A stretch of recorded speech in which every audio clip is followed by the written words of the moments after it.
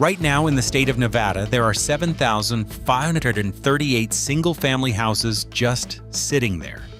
They aren't pending, they aren't under contract, they are ghosts. Not a single offer, not one. We are talking about homes that have been on the market so long that the for sale signs are starting to fade and crack under the desert sun. And it is getting worse. According to the data from November 2025, homes in Nevada are now sitting for an average of 64 to 65 days. But that is just the median. The reality is way uglier. In Reno, the average has crept up to 89 days. But here's where it gets really crazy. Long pause. Redfin reported that 70% of all listings nationwide are now sitting for 60 days or longer. But in Nevada, we are seeing homes sit for 200, 300, even 400 days with absolutely zero interest. Let me paint you a picture of what is happening right now. In Las Vegas, 39. 7% of all listings had price cuts in the first week of November alone. Think about that number. That's not a market adjustment. That's panic.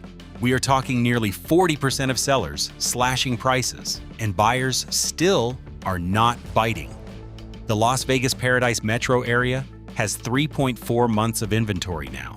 That sounds reasonable on paper until you realize that thousands of those homes have been sitting there since spring. They are stale, they are stagnant, and they are costing their owners a fortune. The luxury market is even worse. There is a mansion in the Summit Club of Summerlin that sold for $15.75 million. Sounds great, right? Wrong. It only sold after sitting on the market for 41 days and cutting $250,000 off the asking price.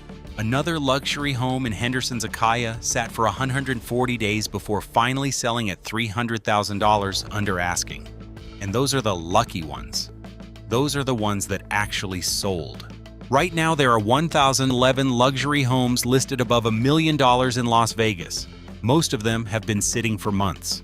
In October, only 135 luxury homes sold. That's down from 146 in September. The median luxury price technically went up, but don't let that fool you. There is a hidden reason why prices look high while the market is actually dying, and I'll explain that logic lock in a second. Real estate agent Diane Vanny said it perfectly. We appreciated too quickly during COVID. We are in a correction, but sellers haven't gotten the memo. They list their house at some fantasy price from 2021. It sits for 60 days, they cut the price by 5%. It sits another 60 days, they cut it again. In fact, listings without offers increased 30.4% from last year. We have more homes sitting with zero offers now than we had during the 2022 cooling period. And you want to know what these desperate sellers are doing? They are delisting. Rather than accept reality and take a lower offer, they are pulling their properties off the market entirely.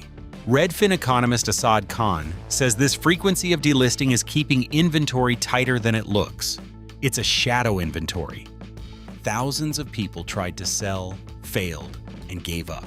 They are waiting in the wings, which means the moment things look better, a flood of supply will hit the market and crush prices again. Las Vegas has become ground zero for this crisis. The Nevada Current reported that Las Vegas leads the entire nation in the glut of homes for sale. Listings without offers are up 77% compared to last year. That is not a typo. 77%. At the end of June, there were nearly 10,000 properties, houses, condos, and townhomes just sitting there with zero interest. The psychological and financial damage this is causing is massive. Imagine making mortgage payments on a house you've already moved out of. You're watching it sit empty month after month while you pay for utilities, landscaping, pool maintenance, and HOA fees. Some of these sellers are bleeding $3,000 to $5,000 a month just to keep an empty house presentable for showings that barely happen. After 6 months, that's $30,000 down the drain. That's $30,000 you will never see again. In northern Nevada, it's the same story. Reno's median list price is $615,000, but homes are averaging 89 days on market. Sellers keep listing at over $400 per square foot, while the actual data shows they should be much lower. Cal Neva Realty shows a 6. 6% decline in total properties listed. Not because of sales, but because people are quitting. The mortgage rate situation is the final nail in the coffin. Rates are stuck around 7%. The math is simple but brutal.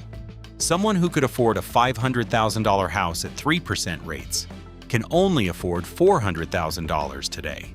But sellers are still pricing as if it's 2021, and rates are at 3%. The disconnect is massive.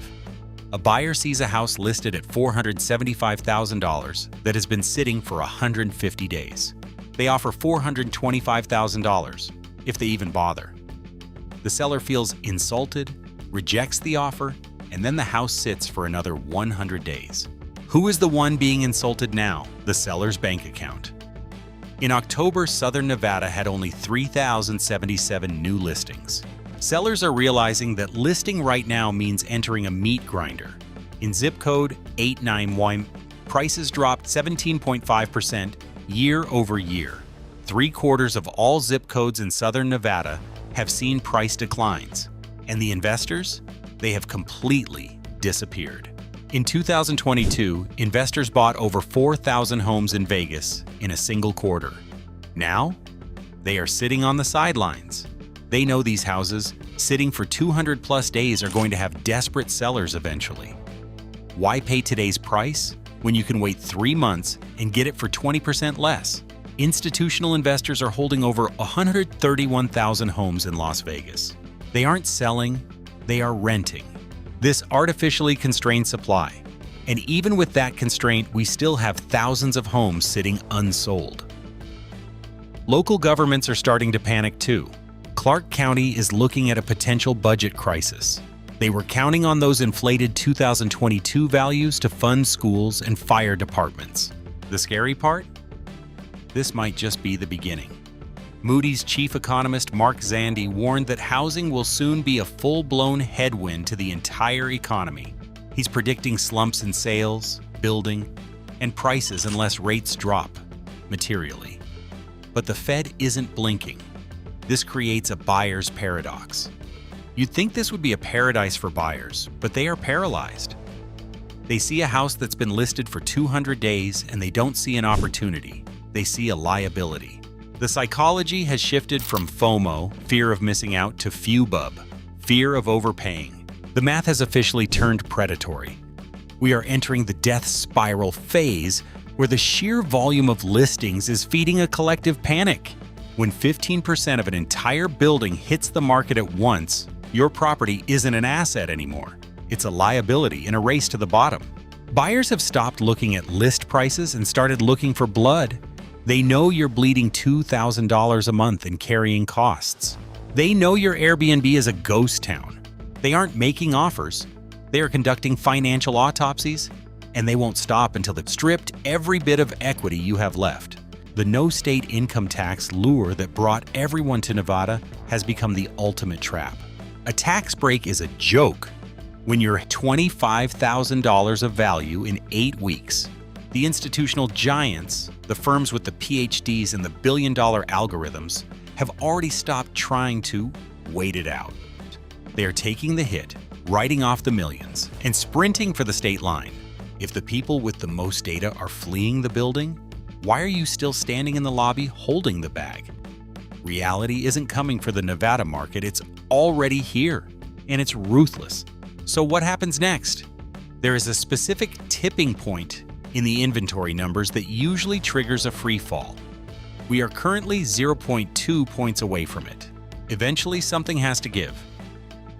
Either sellers capitulate and take massive losses, or they continue to bleed cash while their homes rot on the market.